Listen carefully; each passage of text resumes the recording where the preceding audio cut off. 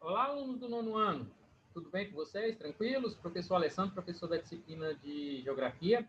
Pessoal, vamos dar continuidade aí, falando a respeito aí da Europa, né, do continente europeu, ou do velho continente. Hoje a gente vai estar citando a respeito dos aspectos populacionais, taxa de mortalidade, taxa de natalidade, tá? Condições de vida, né, satisfatórias, né, para o crescimento da densidade demográfica aí nesse continente que é tão falado, né, comentado sobre a sua qualidade de vida, tá ok? Bom, a Europa ela tem 738 milhões de habitantes, né? Representa aí cerca de 10,4% da população mundial. Muito pouco, né? Uma vez que a gente for analisar, só o Brasil ele tem mais de 200 milhões e somando com os Estados Unidos é quase esse total, né, no continente americano aí, dois países correspondem praticamente a esse número de habitantes aí que tem aproximadamente, né, no continente europeu todo.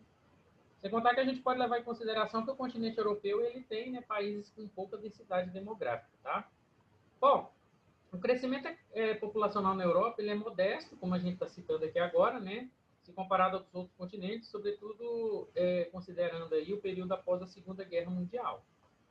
Esse fato aí na Europa se deve justamente por ter completado alguns anos atrás sua transição demográfica, ou seja, a passagem de uma fase com altas taxas de natalidade e de mortalidade para um patamar de baixas, né? Então a Europa ela está com o seu processo de densidade demográfica em desaceleração, tá? Não cresce, né? Pelo contrário, diminui, tá certo? Aqui só para vocês terem ideia, né, que a maior concentração no mapa aqui, ó, nessa região de clima temperado, principalmente próximo aí à Espanha, à França, à Alemanha, à Itália, que são as áreas mais urbanizadas, né, e concentradas de pessoas, um pouquinho aqui também no Reino Unido, né, Inglaterra, principalmente. Bom, e qual é o fator marcante da população europeia, pessoal? Dois fatores marcantes que eles subdividem, que é a redução das taxas de mortalidade e a diminuição da natalidade. Então, dentro do processo de redução das taxas de mortalidade, nós temos os progressos da medicina, né? O alto desenvolvimento e o alto atendimento muito sofisticado nos países de primeiro mundo da Europa, né? Outra coisa também que foi bastante importante, a melhoria nas condições de higiene, saneamento básico, né, em praticamente todos os países, e melhorias na qualidade da alimentação, ok? Então, todos esses fatores aí proporcionaram o quê? Uma redução das taxas de mortalidade no continente europeu. Outro aspecto aí que é a diminuição da natalidade, que são as melhorias educacionais, ou seja, as mulheres com alta ou elevada taxa de fecundidade, elas estão mudando a sua concepção, né? Ao invés de criarem, né, procriarem, né, ter filhos, elas estão preocupadas muito mais, né, com a sua carreira profissional, tá? E outro detalhe importante também que a gente pode observar aqui dentro dessa diminuição da taxa de natalidade é a utilização de práticas anticonceptivas, né? As mulheres lá no continente europeu, elas se previnem desse da, ou às vezes uma gravidez indesejável, né? Uma vez que elas estão muito voltadas, né, para a questão do trabalho, do desenvolvimento profissional. Então, a questão de filhos, né, fica em segundo plano, vamos dizer assim. Bom, o resultado dessa transição demográfica, né, é um crescimento populacional baixo ou nulo, né, uma redução drástica. Em alguns países europeus, só para vocês terem ideia, ocorre um crescimento vegetativo negativo da população, ou seja, não há um crescimento, e sim uma diminuição da taxa de fecundidade, né? Esse estágio aí, ele corresponde a sociedades que alcançaram um bom nível de vida com elevado bem-estar social e econômico, é o que eu falei para vocês, né? Quanto maior a concepção educacional, menor é a intenção de ter filhos, tá? E aí nós temos alguns modelos de taxa, né? Você vê que tem 9 anos, né? Quase 10 anos esse gráfico, né? Lógico que as coisas foram mudando, né? E observe que há mais ou menos um equilíbrio entre a taxa de mortalidade e natalidade, principalmente nos países como a Alemanha, Portugal, Áustria, Bulgária, né? Que tem aí, né, equiparável, vamos dizer assim, a quantidade de mortos com a quantidade de pessoas que nascem. E, na realidade, né, em alguns países há um aumento muito maior da mortalidade do que da natalidade, tá ok? Um detalhe também importante que ocorre muito no continente europeu, no ano, é a população jovem diminuir e a de idosos aumentarem, né? Justamente por conta dessa longevidade, dessa perspectiva de vida maior, né? E a baixa taxa de natalidade, né? Por causa do baixo crescimento vegetativo da população europeia, a proporção de jovens tem diminuído ao longo dos anos. Ao mesmo tempo, com o elevado padrão de vida da população, a expectativa de vida aumentou, consequentemente, a proporção de idosos no total da população cresceu.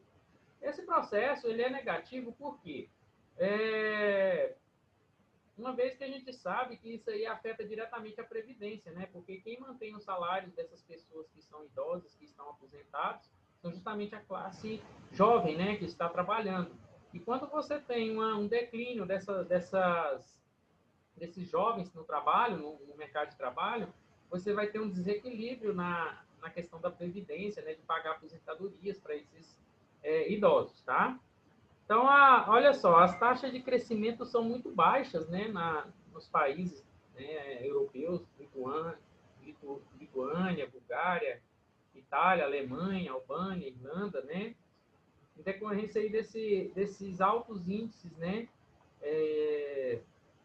de aumento da população idosa e diminuição da taxa de natalidade, né? A Europa ela vem apresentando baixíssimas taxas de crescimento populacional.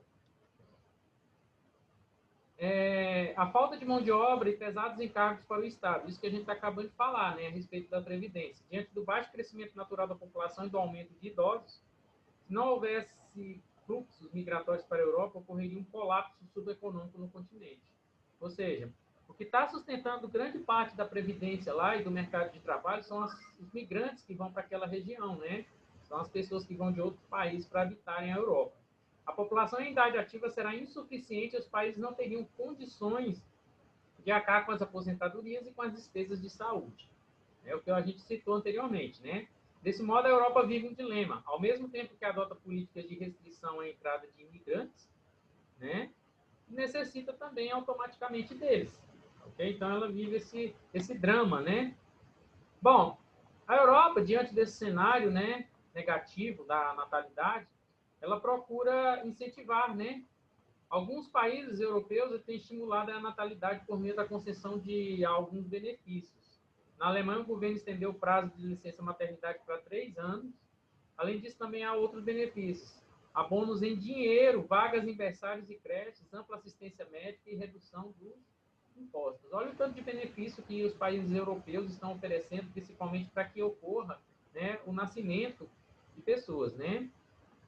Bom, a gente tem as políticas de incentivo à natalidade e as políticas relacionadas ao movimento populacional. Bom, prêmios em dinheiro às mulheres que engravidam, licença maternidade remunerada de no mínimo 6 meses, ajuda financeira às famílias que podem chegar a 1.800 euros, né? Mais de 3 mil reais aí, né? Essa ajuda, né?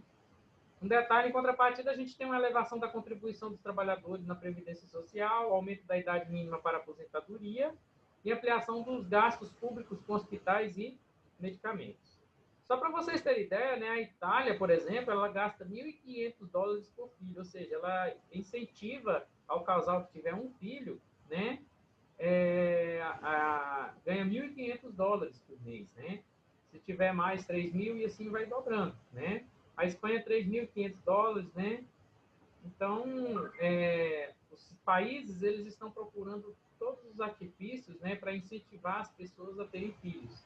Né? Um caso também comum que a gente encontra é na Ásia, né? O caso do Japão, que as japonesas, elas não estão sendo, vamos dizer assim, influenciadas a ter filhos. Então, a população idosa lá está aumentando, enquanto em proporção que a população jovem ela está diminuindo, tá?